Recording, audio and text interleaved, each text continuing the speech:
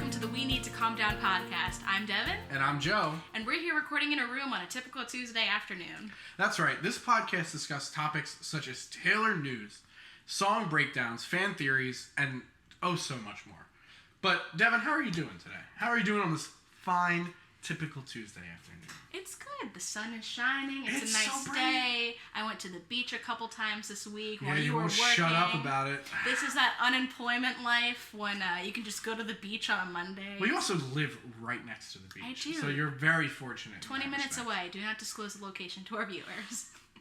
Let's just say 20 minutes away. 20 minutes away from any beach. We do have a lot of beaches that are like 20 to 30 minutes away. It could be East Coast, it could be West Coast. Who knows?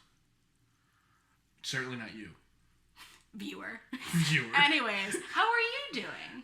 Good. I do have a job, and it sucks. But don't say that. I get to. You love your job. I get to do this podcast for fun, which I'm having a lot of. Good. I also get to come and hang out with you in person. I know. Quarantine is over, so yep. we can actually record in the same room and not a Zoom call, which is very nice. Absolutely crazy. On a couch. We're chilling out. This is the podcast couch.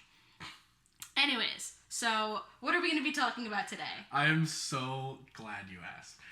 This is a topic that I kind of came up with that I'm really excited about, and I did a lot of research and a lot of numbers and a lot of data analysis to kind of come together with it. So today we're going to discuss our favorite unpopular songs. Okay, I do love an unpopular song, but what exactly is unpopular? So we get to feel like hipsters, but we're going to feel like mathematical hipsters. Okay. There is certain criteria that we came up with. Yes. To define what an unpopular song is. So I'm going to put in a little bit of a disclaimer.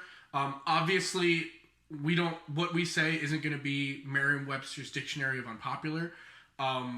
But all we can do is come up with a certain criteria of what we define unpopular as, and rate every song based on that criteria, and try not to and don't stray from it. So we had a couple of rules when we went through her discography. The first rule was we made sure the only songs that we did were songs that were released on an album. So anything that's just a single, anything that's like Taylor wrote it but didn't really record it, like Babe from Sugarland, things like that, we didn't include. Has to be recorded on an LP. Can be a deluxe edition. We included all the deluxe edition songs. And then the actual data collection, how we determined it was we used Spotify, which isn't I wouldn't say is the end all be all best solution, but it gave us a lot of the data that let us know what is and isn't popular. But I want to go through a couple of the things that we did when going through and collecting this data that you want to look out for when you're doing kind of like research and stuff like that whenever you're doing a project. So what we did is we looked at the number of streams via Spotify. We only did it compared to that album. So for instance, when we did the self-titled album, obviously the self-titled album is going to have a lot less streams overall than Lover, because Lover just came out. Mm-hmm. And it broke a lot of streaming records. Mm-hmm. I think the highest, what did you say the highest was? Almost 500 million streams for one of the songs. Yeah. And the highest number of streams for self-titled was like 72. So we didn't want to compare them overall because it wouldn't be fair. So we did the lowest streaming just in that album. Mm-hmm. A couple of quick things about Spotify specifically though. Spotify was released in 2008, which was 1 month before Fearless came out. So it kind of does snub the self-titled a little bit in that respect. It was actually released into the US a few years later after that.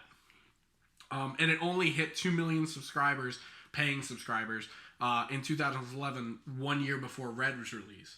And then there's also the fact that Taylor Swift left Spotify in November of 2014, which is when Spotify finally reached a user base of over 40 million people, which is ridiculous. But none of them were listening to Taylor at that time. She then returned in June 2017, which was when Reputation came out. Right before Reputation. Right before it, The day that Katy Perry's discography, or her new album came out. Oh, the shade. I love know. it.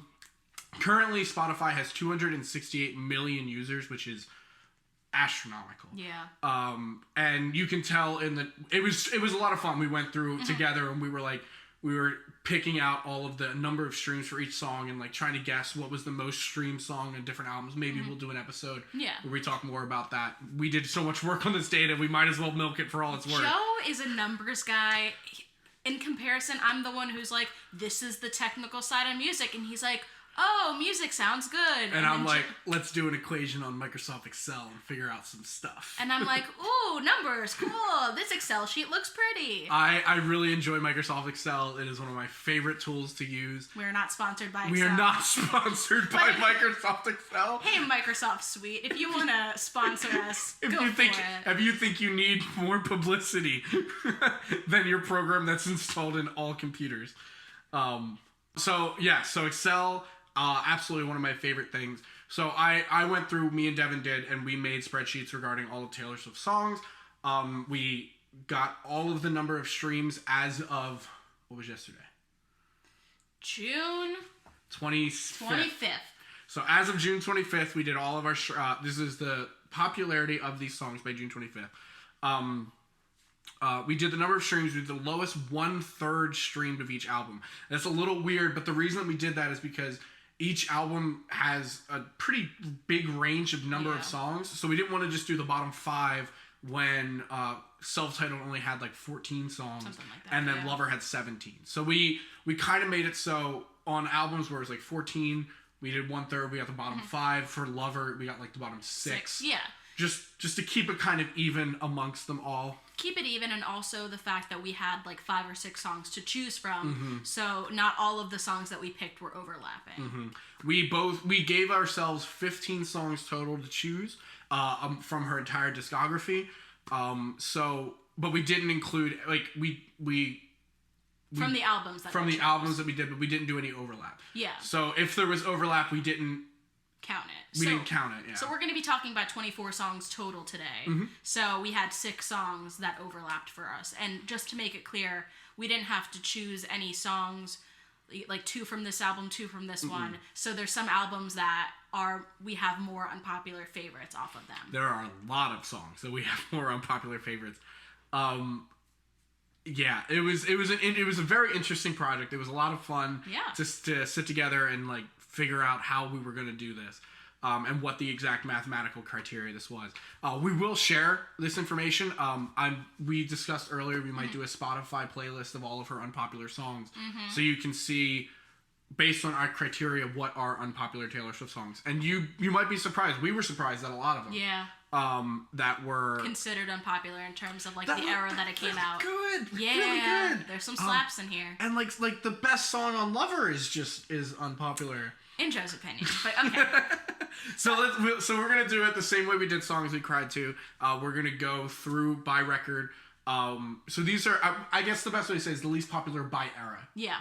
And let's start off really simply. I had none from Self-Titled. I had one. So I don't know why it sticks out so much to me, but one of her songs, The Outside, is just such a nice song, and it's been stuck in my head for years now. Like, I was never a big Self-Titled girl, but The Outside is just so, I don't know, I know I've been a lot of lonely places, but I've never been on the outside. It's nice. It's like, it's sad, but very high school. Exactly. Very high school. Exactly. So that resonated with me at the time. That was the only song for me on Self-Titled. It's interesting because like I think of these.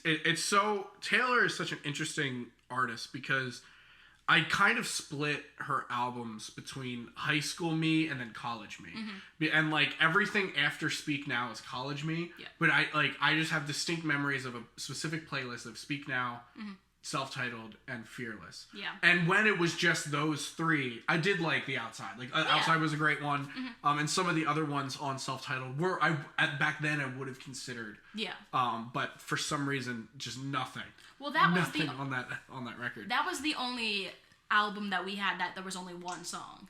The rest of them have at least 2 or more. And I think it's just we touched on this on Songs We Cried To, where like we just didn't resonate with that album as much. The popular songs are great, like and we love the popular songs like Tim McGraw, Love, Picture to Burn, all of those we really enjoyed, but the deep cuts weren't there. Exactly. So the next one was Fearless. And I had a lot from Fearless. You had significantly less from Fearless. Just one. one that I really enjoy, and I couldn't believe this was a lower one, but it was actually, when we were going through the data, it was really interesting. All of the ones that we picked were bonus tracks. Yes.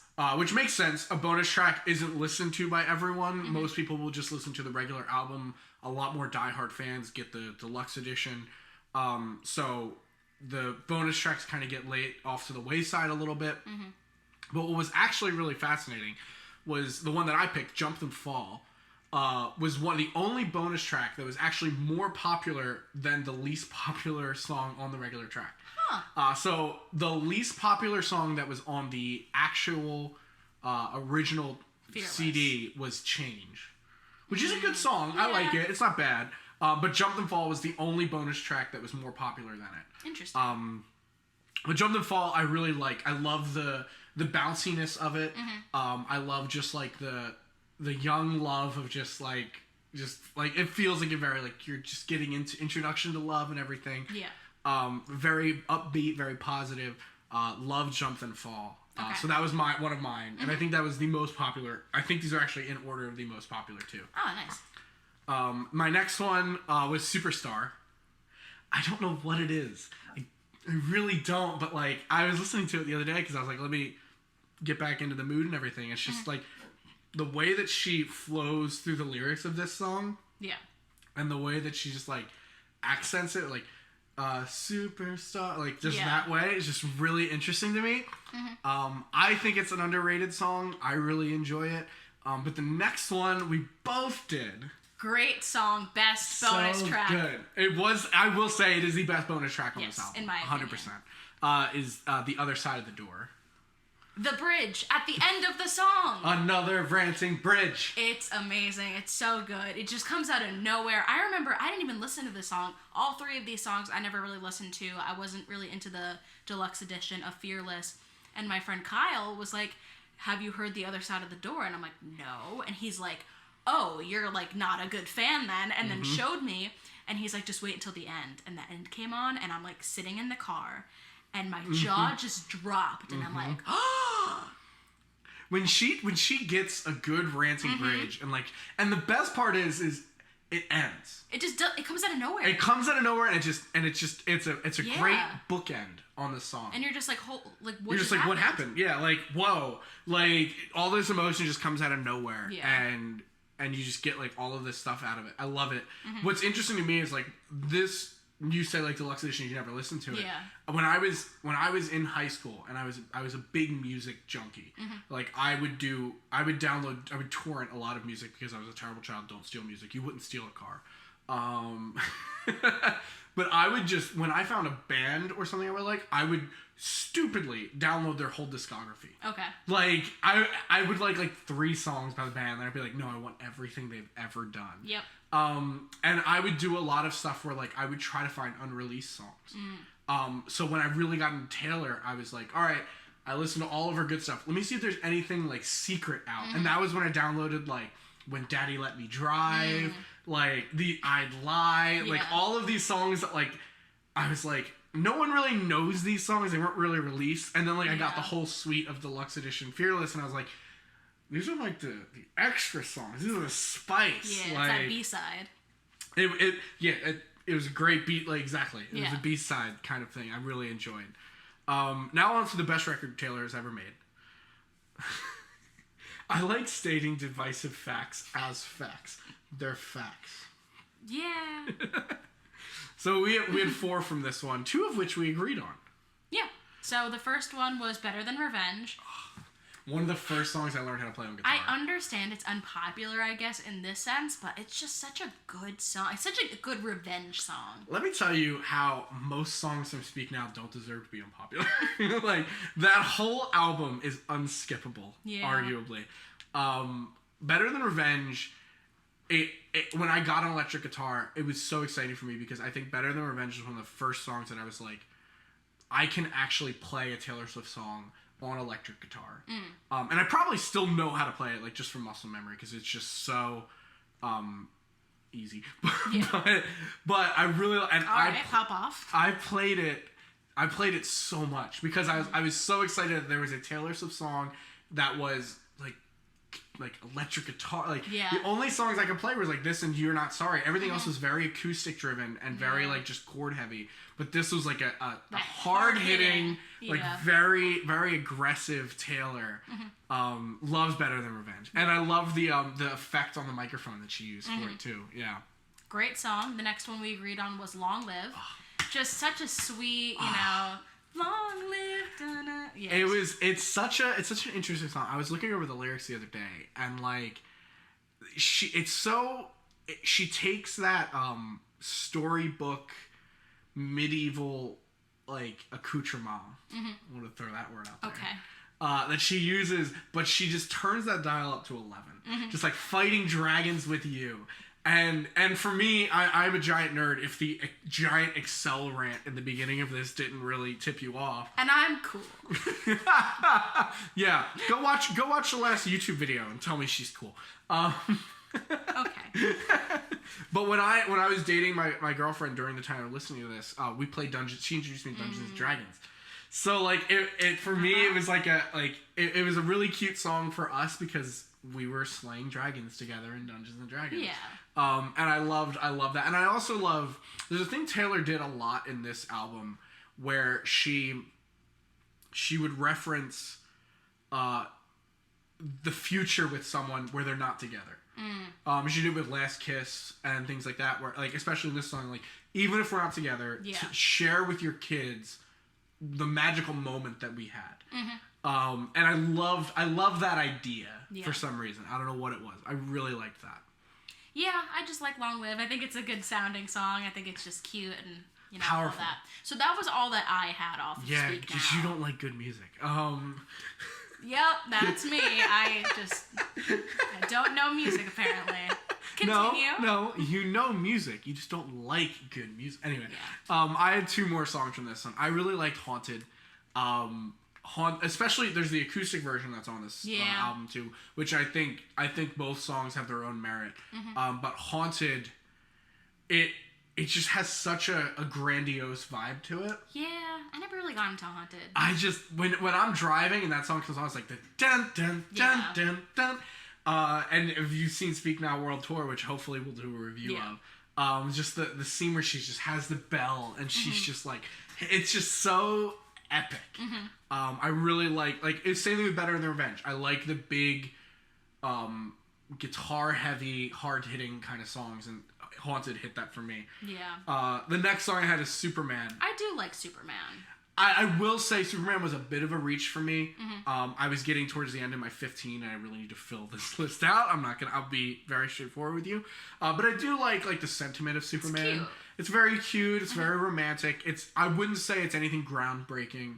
But I like the parallels she draws with it. To save, what does she say? To save the world or go to work, it's the same thing to me.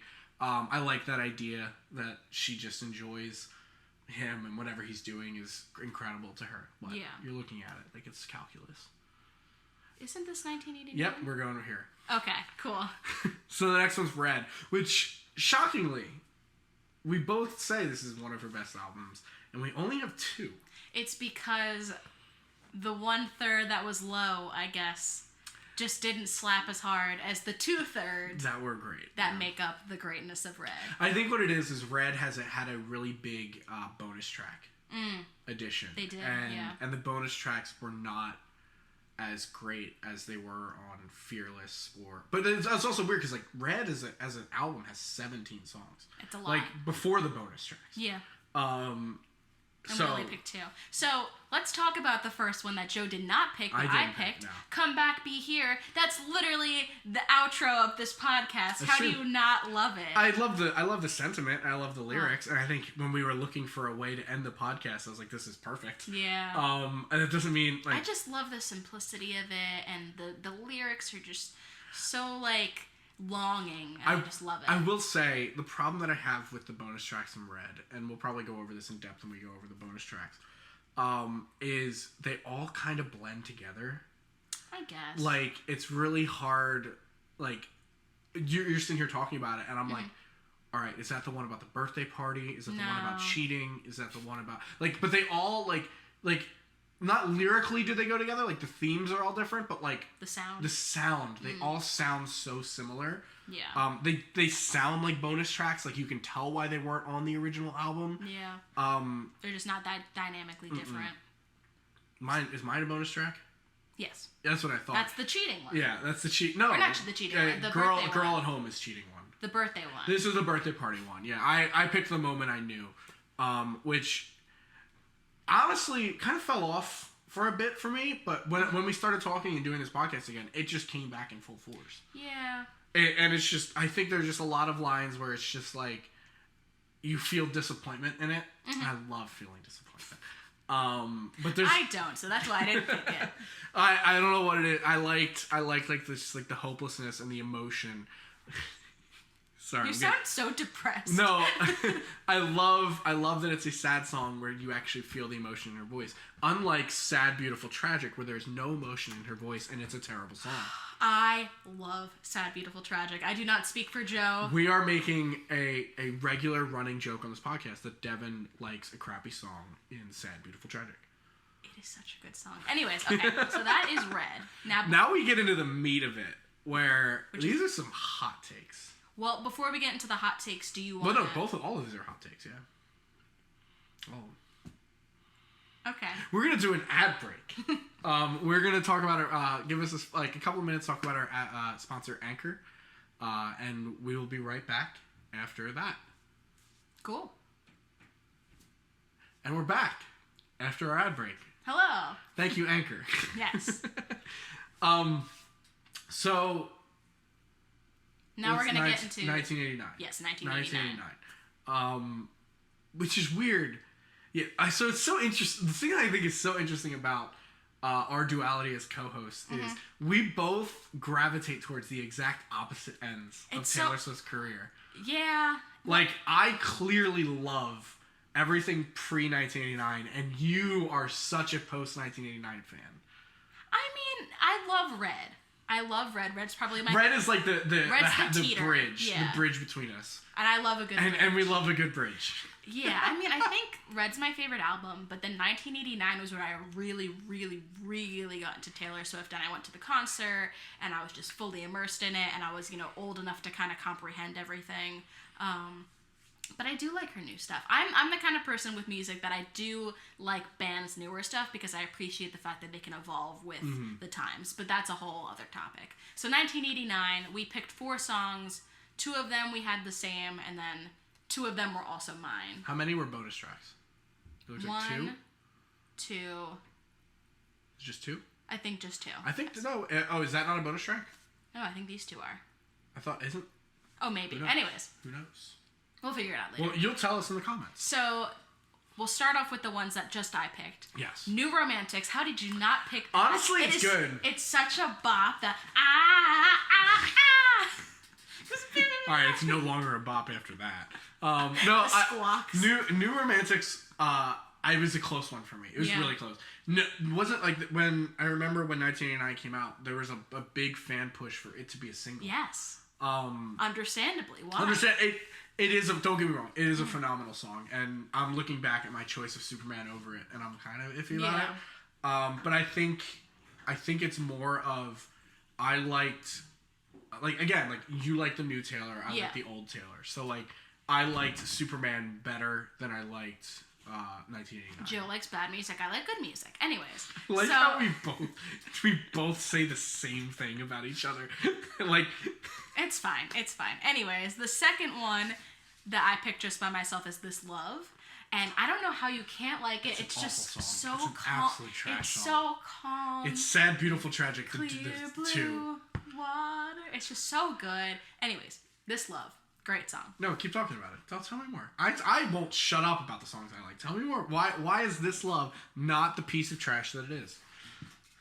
I take so much offense to that. Because you like the 2 songs on this record that are awful. You don't know what love is like. You can't understand this song. Alright, I told you that in confidence. This love, it's just like, it's longing, this love. I had to let it go free and it came back to me. It's just like, it's so pure and clean. Like, it's just very simple. You don't like the simplicity of the song. Like, I think, you gravitate towards Haunted because of the theatricality to it. I gravitate towards This Love because of the simplicity of it. I think you can see that a lot. Like, Sad Beautiful Tragic, same way. Yeah. I think so. I'm working on another project, and this is a little bit of an aside. But did you get the snap that I sent you about what was the song? It was on Self-Titled, where it's literally 4 of the 6 stanzas are the exact same line. Yep. I think it a place in this world. Yeah. Like, I really love what's the diversity of lyrics. I find, like, All Too Well for me is obviously is the biggest example where there's just a lot of different lyrics, different sections of the songs. And This Love is just so, I think, watered down to me, which is probably not the right way to describe it. Yeah. But to me, that's how I would describe it. And that's your wrong opinion. It's fine. Fair, yeah. So the 2 that we actually did agree on. Which I think are great songs. Out of this park. I Wish You Would is the first one. Oh my god, I Wish You Would is so good. It's just a nice bop and I love like the just I wish you always so wrong. Have to push my buttons. Yeah. Anyway. She does very good breath singing. She's takes very good breaths while singing. I don't know how to describe Taylor this. Swift, you just take some really good breaths, girl. She just breathes better than any breathing human. expert. She just breathes better than any human being. No, but like it just feels like the guitar riff, I think, is the thing that gets me. It's just that why not? I can't say it. I can't do it. You can't do anything. I can't do anything right. But Taylor can. Yes. And I really like just like that you feel like this like, build pumped. up. Yeah. Yeah, you get pumped with it. And that's another thing. I like songs that pump me up. This Love pumps no one up. Flowers Die to that song. Okay. The second one is Wonderland. Wonderland. Fantastic song. I think this is the best song of these 4. I would say New Romantics is higher for me personally. That's fair. You know what? That's fair. But Wonderland is a really good one. Wonderland, I love we finally get the Alice in Wonderland edition. She Won't Shut Up About Green Eyes. I love, it feels like a precursor to Getaway Car in a way. And I'm going off the cuff here. That was just off the top of my head. Okay. But like, I'd it just like, about that more. I would too. Yeah. But I decided to shoot from the hip on that. But all the references, this is really just displaying her lyricism really well. It goes into like a more dangerous love than what we're used to. Like Taylor, I feel like is a very, I don't want to say conservative, but like a very safe kind of love person, which is I think why I'm thinking of a different song. But yeah, exactly. Yeah. Okay. Speechless. There we go. So that's 1989. The next one, Reputation, which we had the most off of. We had 5 songs. Oh, wait, no, it's the same as Lover. The worst album. Reputation is their worst album. Listen, I do not speak for Joe. Reputation is a fantastic album. Why would you speak for me? I will fight him on that. That'll be a later episode. But Reputation is gold. Anyways. That'll be an episode when we're not in the same room. So I can fight you over a screen instead of punching you in person. We have 5 songs. I picked 3. He picked 2. You picked some bad ones. I'm sorry. The silence that you hear is just my jaw dropping. Anyways, the 3 that I picked, A tier. Dancing with Our Hands Tied. By definition, all of these songs are D tier. That's the point of this. They're A tier in my book. They're the A tier of D tier. Anyways, Dancing with Our Hands Tied. I don't know how you can't like that song. But we were dancing. Bam, bam. It came on the other day. I think Kesha's Dancing with Tears in My Eyes is a strictly better version of this song. Strictly better. It's the better Dancing With song. Wrong. Anyways.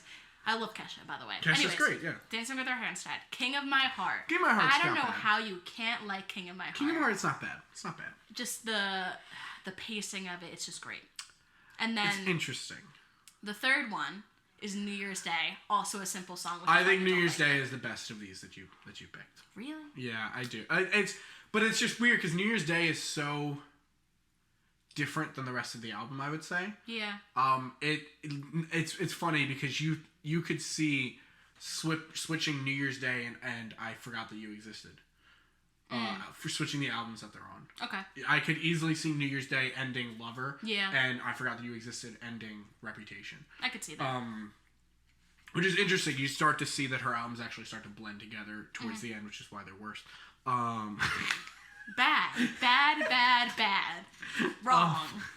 No, New Year's Day is great. New Year's Day is really good, and it you can see, like I said, you can see her starting to shift into a more mundane view of love in that song than you do in her earlier songs, where her view of love was very grandiose and correct. I have to shout it. You say correct? I have to shout it out because that was my senior cap quote that I put on. Hold on to the memories, they will hold on to you.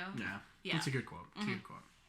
So now we'll go into your picks. The correct picks. You're right. Actually, I think the worst song that I picked was "So It Goes." Really? Yeah. Well, the right one is up there. But "So It Goes" I think is really good. I like. Why did you pick it? Well, because in comparison to the other ones, they weren't as good. But wrong. "So It Goes" is still. "So It Goes" is really good. Yes. "So It Goes." One of the things I liked about this album was I liked that. I liked her use of ellipses in song titles. It sounds really dumb, but I really liked "Ready For It's" my favorite song in the album. Well, then why didn't you pick "Come Back Be Here"? That also has ellipses. Well, no, I like the way she used them on this album. Okay. Not the other one. But I don't like Reputation. Reputation's a trash album. It is not. Anyways. Again, I need to reiterate. When I say trash album, I mean it's still better than... It's still in the top 5% of all albums released ever, beating the Beatles. That's a hot take, but okay. I don't think so.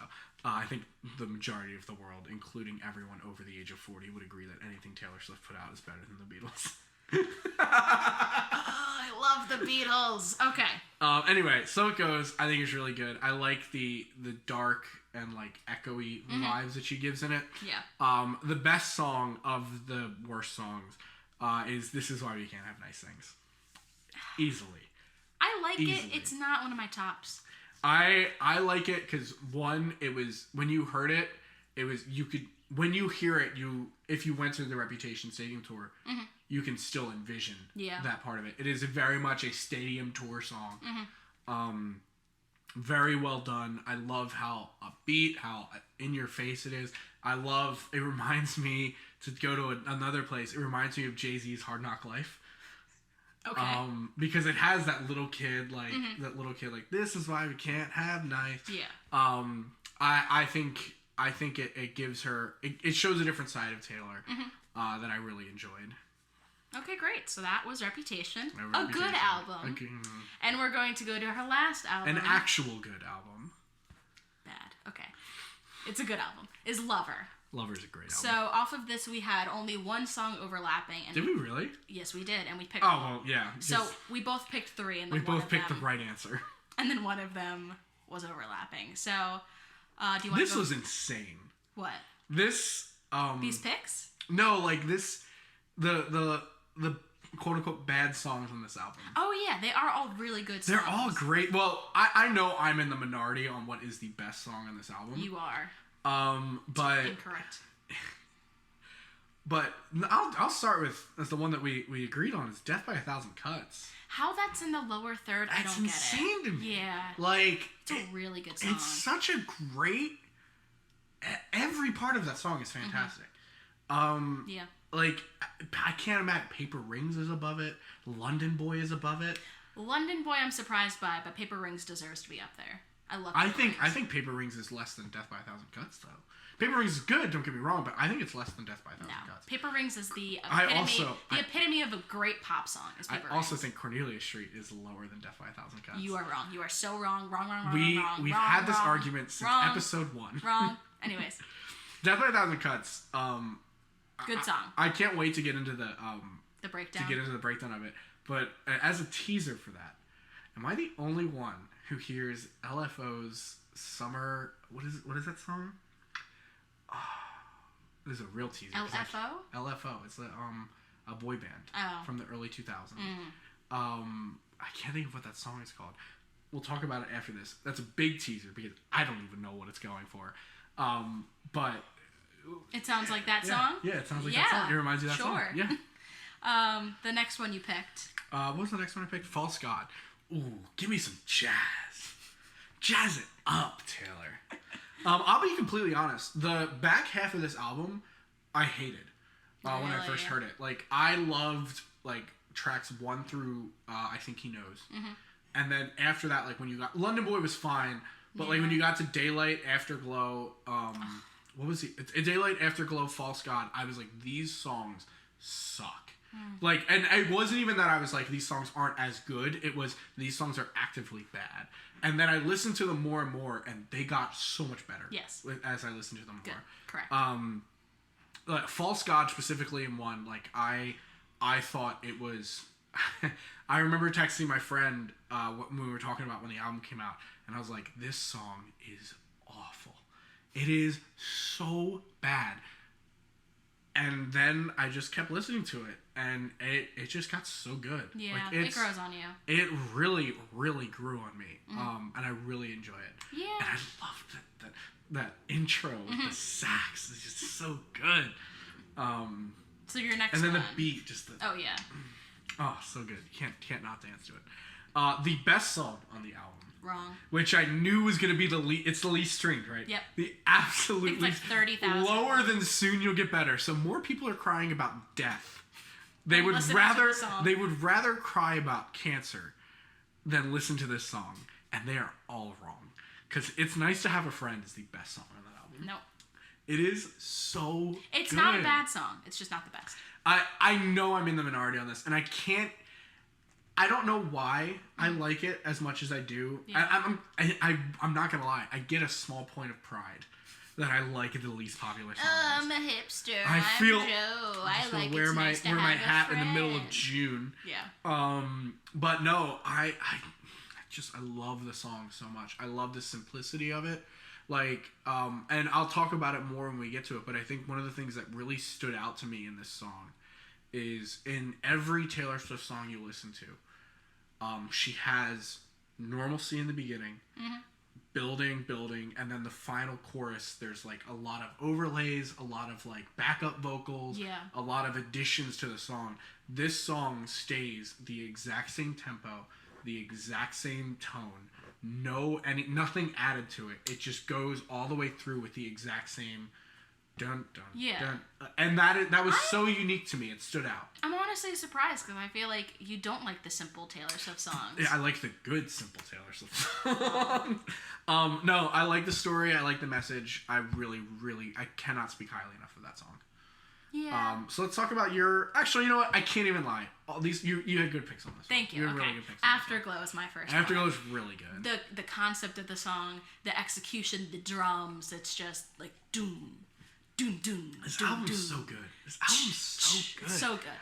So Afterglow, I really liked. And then the other one was Daylight, and it's just the simplicity of that song. It closes it out really well. You know, the message of it: step into the daylight and let it go. Daylight is my least favorite song in this album. Well, your favorite. Actually, that's not true. I keep forgetting Soon You'll Get Better on this album. Soon You'll Get Better, I just do not like it at all. But Daylight was the one that took the longest for me to enjoy. But then I actually listened to the lyrics, and the lyrics are great. Yeah. The lyrics really take this song to another level. Exactly. But those are my takes on Lover.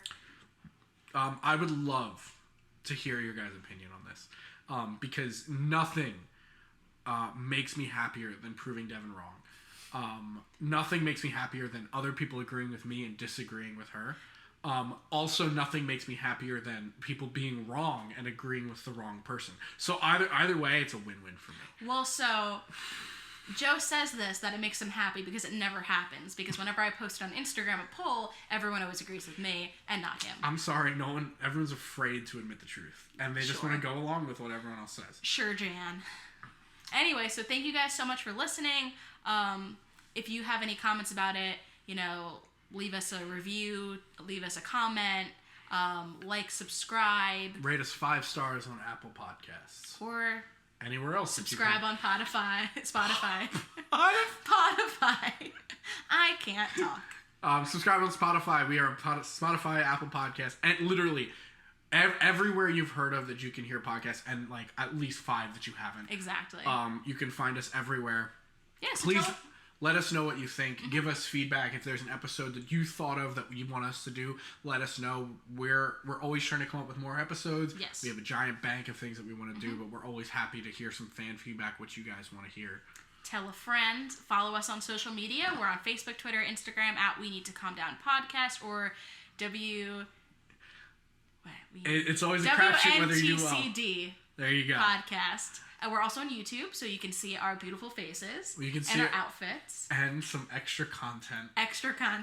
Sure. And, thank you so much for listening. Thank you guys so much. Have a great day. Come back. We'll be here.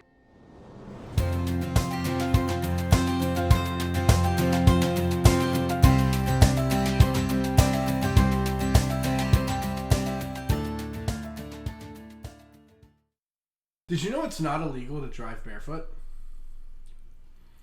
Hi, everyone. Welcome to the We Need to Calm Down playlist.